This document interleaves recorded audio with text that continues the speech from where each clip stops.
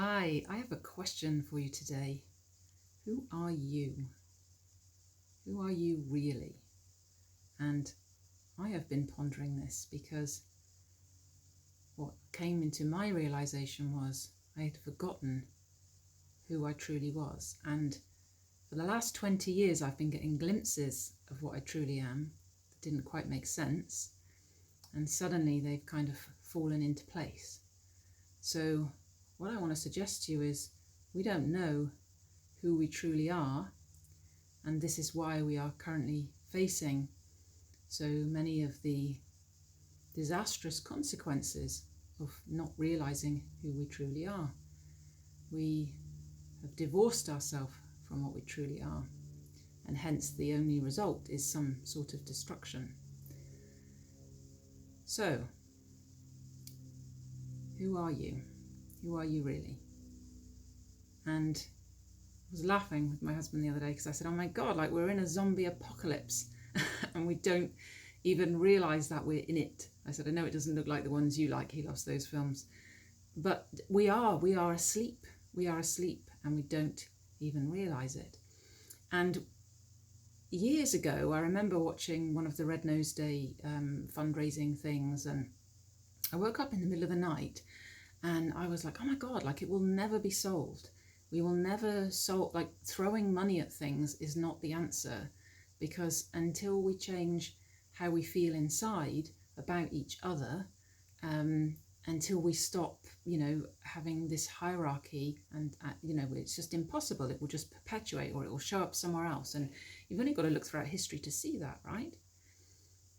So the first thing I want to say is, like, every single person on this planet, every single human being is equal. And we are all sovereign beings, human beings.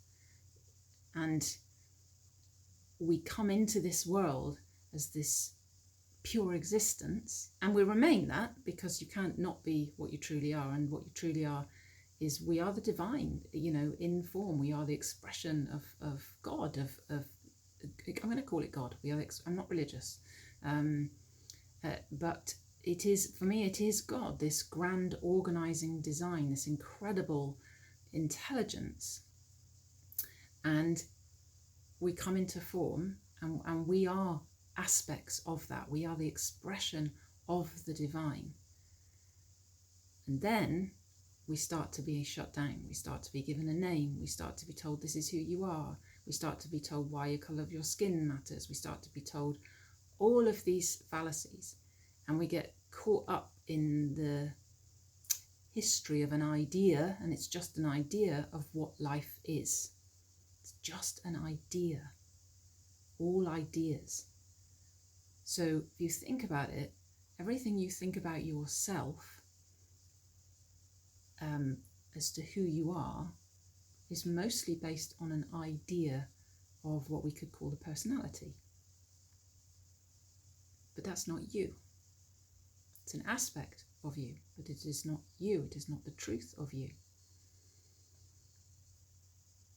And over the years, I have glimpsed divinity and the experience of divinity on many different occasions, and you may have too. So one of the ones that happens is that suddenly, like, the colours are brighter, the colours of the world are brighter than they were before.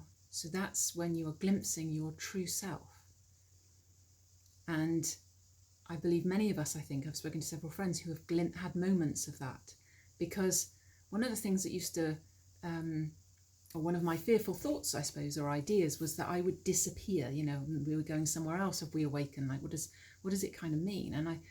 And my guidance right now is, oh no, we're not going anywhere else. We are coming into a different experience of that which is here.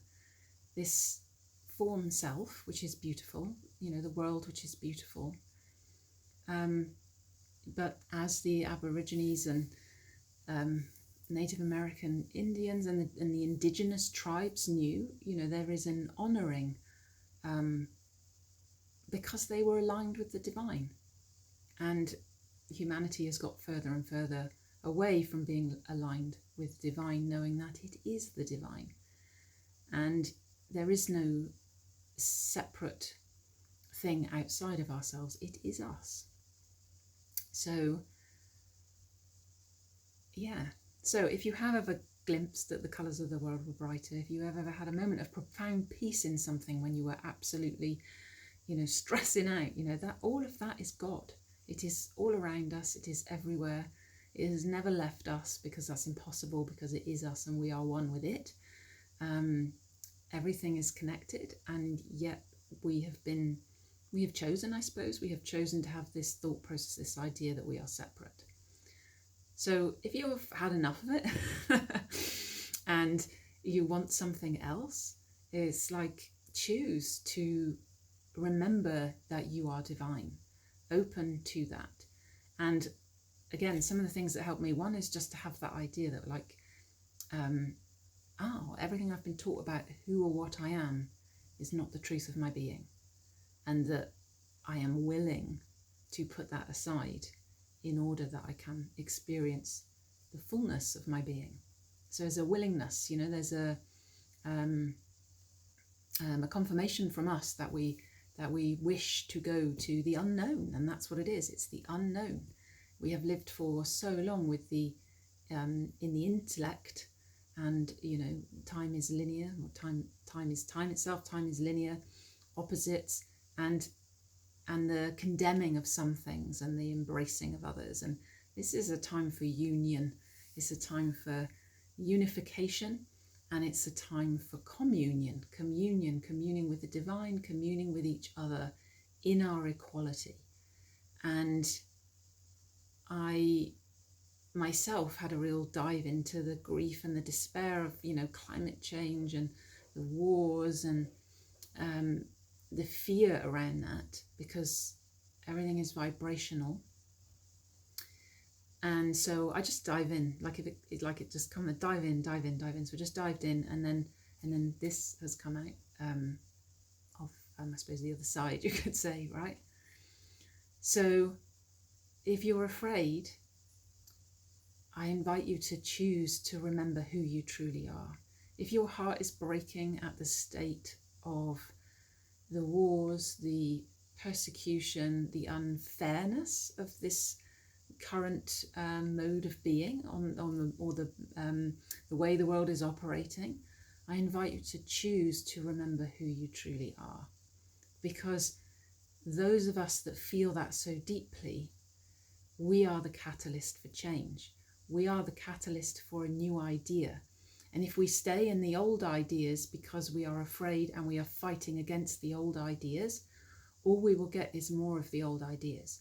Now, this is not some kind of bypassing or that you bury your head in the sand, because we must look at it and see the ridiculousness of what is going on. And the monetary system is one of those ridiculousnesses to me, where I look and I'm like, God, and for ages I've always thought, oh, it's just made up. That's kind of weird, isn't it? And we're all appear to be trapped in it.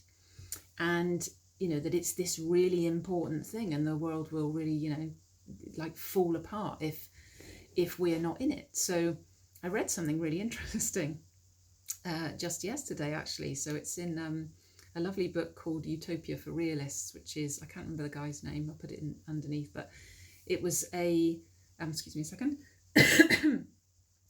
It was it's like lots of economy, looking at the economy, how the economy works, how money came, etc., etc. But one of the bits he said in there was, in 1968, the New York garbage collectors, refuse collectors, rubbish collectors, depending on where you come from, they went on strike. And within 6 days, there was a state of emergency declared in New York, because, there were rats everywhere, there was rubbish everywhere, it was really bad for health. And this emergency was declared. And so 6 days. And then the next bit, which is really fascinating, is that in 1970, the Irish bankers went on strike for 6 months. And initially, there was a fear that the whole economy would collapse, but actually it didn't. And the economy was fairly unaffected. 6 months. And what they did was they created their own money. They created their own system. They used effectively like the pubs became the bankers. People were still going for their pints. So the pubs became the bankers, and they, created, notes that they could use, and they knew who was trustworthy. And the economy itself, the general day-to-day living, was pretty unaffected. So they said there obviously were some issues and things, and if you wanted to borrow a big amount and do something big, that was an issue. But the general day-to-day of people was unaffected. Isn't that fascinating? So I think that's such food for thought of all of these illusory trappings which we are caught in, that generate fear in the population, and that we are complicitly being a part of these things. So I don't have all the answers as to how we get out of the mess we have created, but what I do know is that in us realizing who and what we truly are, in more of us realizing our sovereignty, in more of us realizing that every human being is equal, and that takes a deep dive because we are so programmed. We have to see every space that, somewhere in me I don't think that, somewhere in me I don't think that, but then realizing who and what you truly are is where those things melt away, because it's very hard to I don't even know if it's impossible to get yourself there from just this perception of a personality self, because it exists in currently exists in the realm of that separation. So this is the idea of separation.